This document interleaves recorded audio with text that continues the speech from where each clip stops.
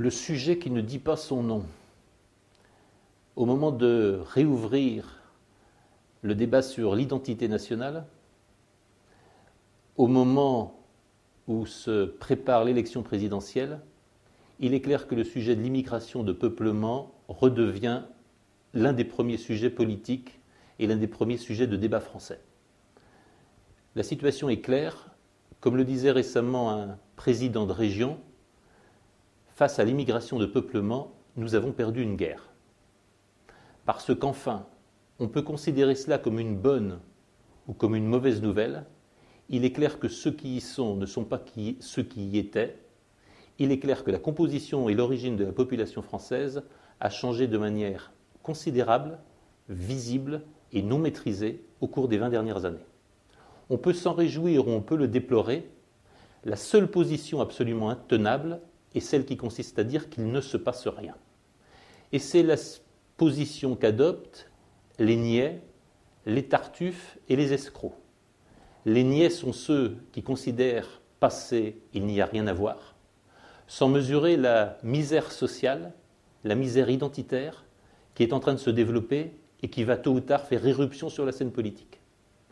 Les tartuffes sont ceux qui considèrent qu'il se passe bien quelque chose, sans doute loin d'eux, trouvent les moyens de se protéger à titre personnel et familial et jugent, comme c'est un sujet qui fait mal, qu'il convient surtout de ne pas en parler.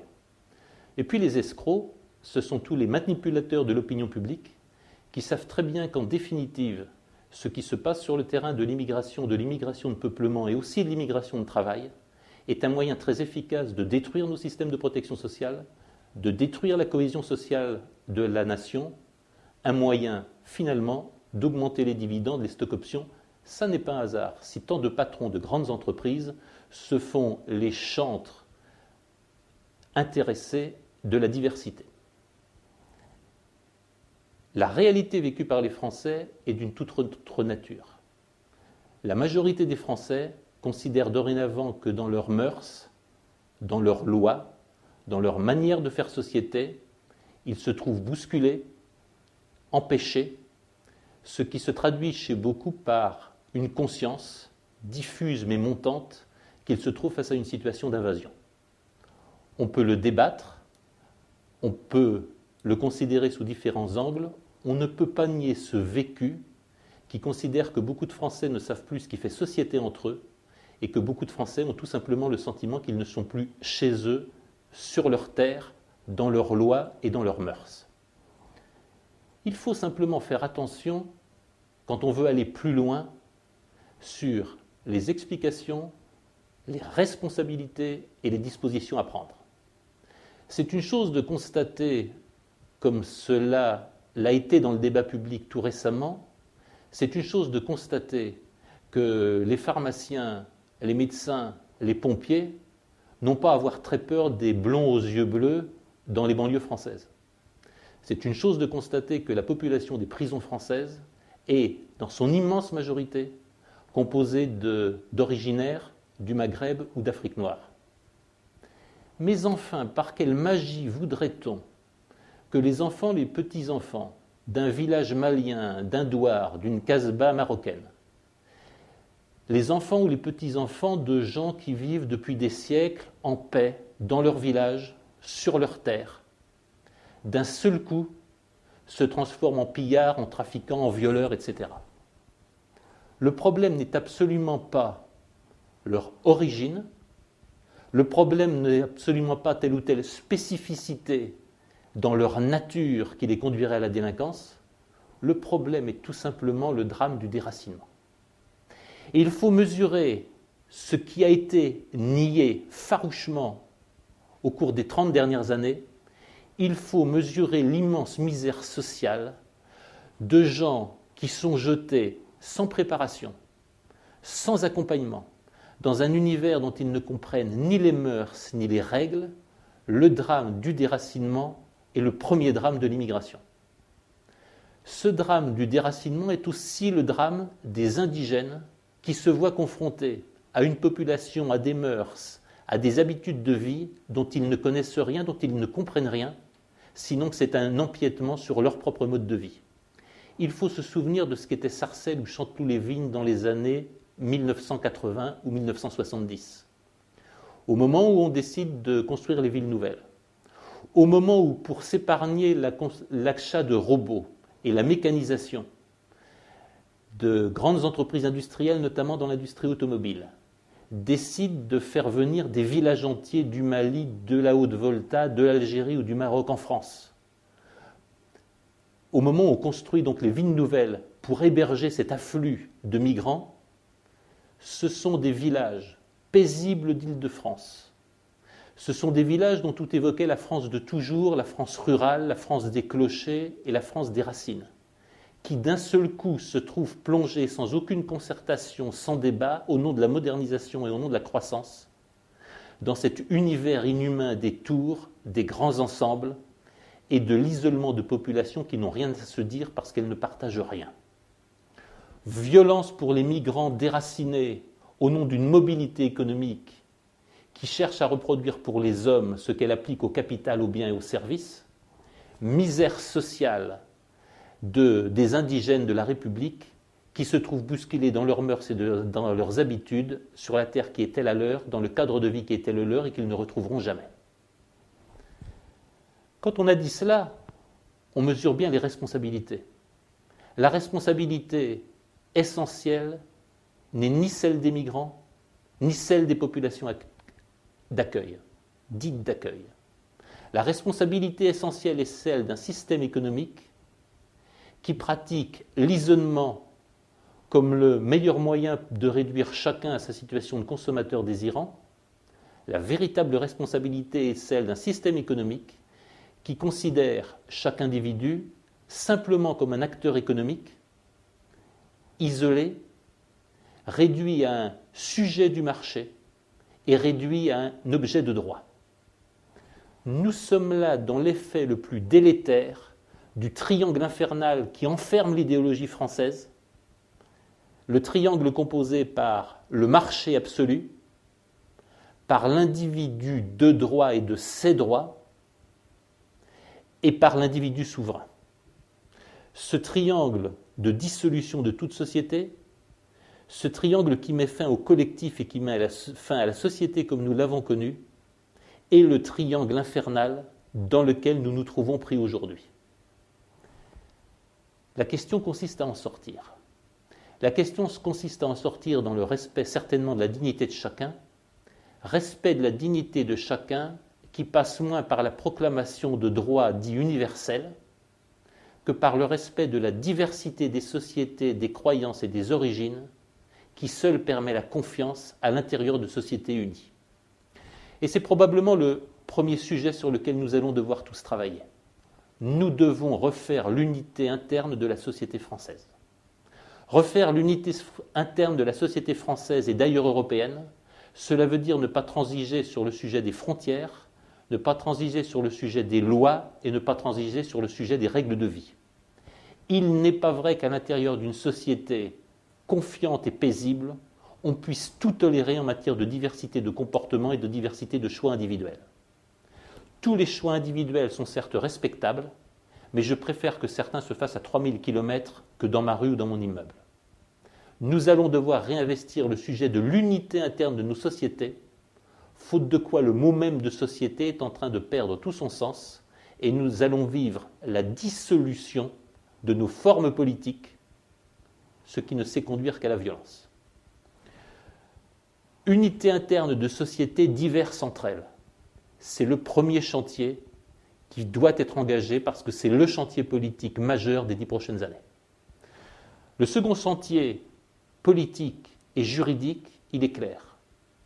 C'est aux Français de dire avec qui ils veulent vivre, c'est aux Français de dire quelles sont les conditions d'accès à la nationalité, et c'est aux Français de dire quelles sont les conditions d'accès aux prestations sociales et aux droits, jugés bien à tort inconditionnels, parce qu'il y a des Français qui se sont battus pour eux, il y a une société qui paie pour eux, et donc c'est une société qui a le droit de dire qui en sont les bénéficiaires. L'autonomie des Français dans la définition des conditions d'accès à la nationalité et des conditions de présence sur le territoire français doit être rétablie. On ne peut à cet égard que s'étonner, voire s'indigner, des ingérences multiples d'ONG, de fondations, de gouvernements étrangers, qui se mêlent de dicter à la France ce que devrait être sa politique en matière d'ouverture à l'immigration, en matière de politique à l'égard des migrants, en matière de politique de diversité.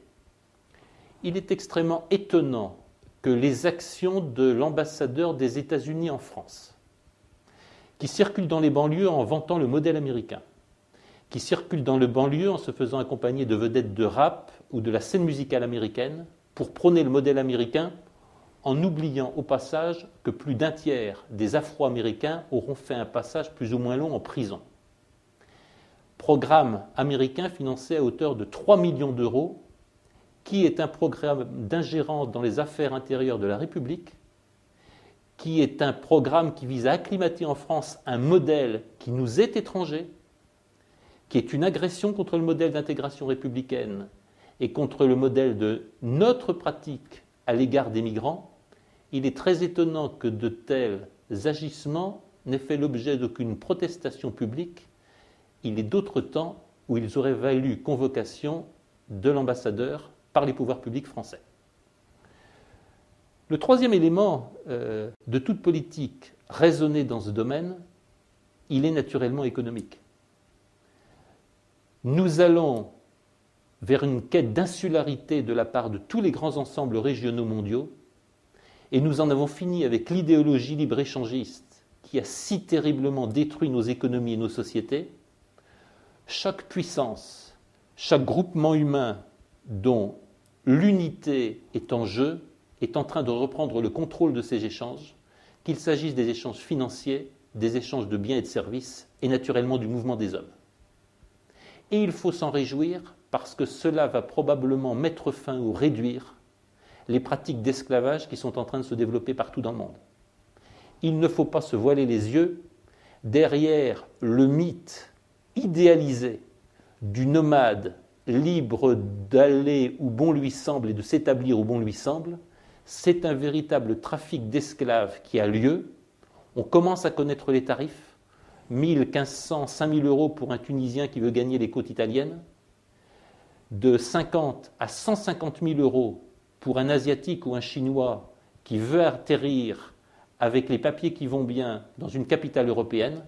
Nous sommes sur un trafic d'êtres humains que cache le visage ensoleillé du nomadisme généralisé et d'un monde sans frontières. Mettre fin à ce trafic d'esclaves veut dire reprendre le contrôle des frontières, veut dire réaffirmer son identité, veut dire aussi en finir avec l'idéologie d'un libre-échangisme et d'un sans-frontiérisme sans mesure. Un organisme vivant, une société vivante, ne survit que si elle maîtrise ses échanges avec l'extérieur. Une société ne peut vivre que si elle sait prendre de l'extérieur ce qui lui est utile, va la rendre plus forte, plus riche et plus dynamique, se fermer à tout ce qui va lui être nuisible, à tout ce qui va la détruire ou la miner de l'intérieur. C'est le choix que nous avons à faire et c'est un choix de dignité et de respect. L'humanité s'appelle diversité. La magie de l'humanité, c'est la manière dont des hommes formés en société adoptent des rites, des mœurs, des lois, suivent des croyances différentes, s'enrichissent les uns les autres en confrontant leurs croyances, leurs mœurs et leurs règles, en se découvrant les uns les autres dans leur infinie diversité et dans leur altérité irréductible.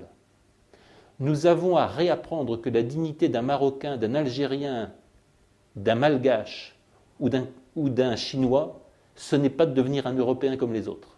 Européens, Français, de cette terre et de ce sol, nous avons à réinventer la manière d'être ensemble et nous avons à réinvestir dans nos particularités remarquables et dans ces singularités qui sont notre manière d'être au monde, d'apporter au monde et d'être riche au monde. Il ne faut pas se faire d'illusions. La banalisation, la mise en conformité imposée par les droits, par le marché et par l'isolement de l'individu souverain, c'est la voie du malheur assurée pour tous, au nom d'une croissance économique, au nom d'intérêts financiers, au nom de mafias et au nom de réseaux qui savent très bien l'intérêt qu'ils ont à détruire toute société constituée, à détruire toute identité et en finir avec les frontières qui sont le lieu où ça résiste. Quelque part, notre manière d'être au monde, notre manière d'apporter au monde, c'est d'être ce que nous sommes dans notre identité et dans nos frontières. De la même manière que l'apport au monde d'un Malgache, d'un Marocain, d'un Chinois, c'est d'être plus pleinement ce qu'il est à Madagascar, ce qu'elle est au Maroc, ce qu'il est en Chine. C'est en développant sa singularité, c'est en affirmant les particularités remarquables de sa société que l'on fait l'histoire, que l'on apporte aux autres et au monde, parce que c'est la diversité qui fait notre richesse, c'est la diversité qui fait notre dignité, et c'est l'unité interne qui fait des sociétés confiantes, paisibles et assurées de leur destin.